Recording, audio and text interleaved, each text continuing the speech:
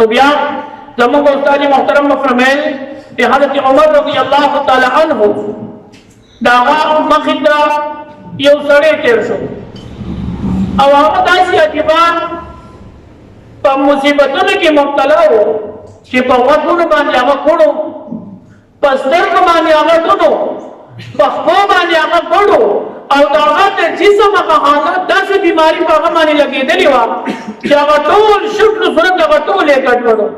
حضرت عمر سے فرمایي خپلو ملګرو ته یې په ده کې درته څه نعمت ښکاري، څه نعمت درته ښکاري په ده کې؟ وی هغه وویل چې یاره په ده کې خو څه نعمت موږ ته به څه ښکاري؟ په سترګو ړوند دی، په غوږونو کوڼ دی، په پښو باندې شل دی، په مخ باندې بیماري ده، جسم ټول ګډوډ دی، نو په ده کې به لا څه نعمت وي؟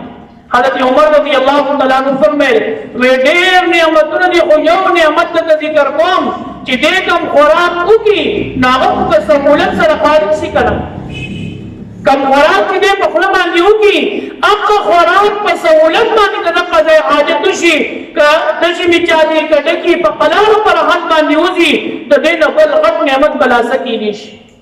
زما عزتمندو د الله تبارک وتعالی ډېر نعمتونه دي او هر یو نعمت د هغې استحضار پکار دی. اوس د نعمت شکریا به مونږ څنګه وباسو؟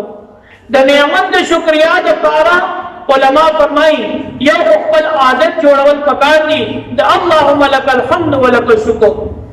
یو نعمت الله درکړې الحمدلله دا د دې کلمې خپل عادت جوړول پکار دي. یخې اوبه ته مزیدارې د څښو میلاو شوې او دا اوبه وڅښې الحمدلله د دې عادت خپل کړه.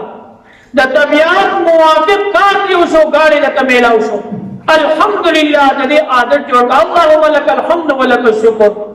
کور ته لاړې کور ته ننوتې په هر څه دې نظر پرېوتو او هر څه ټیک ټاک دی خیریت دی عافیت دی نو زړه دې خوشحاله شو اللهم لک الحمد ولک الشکر.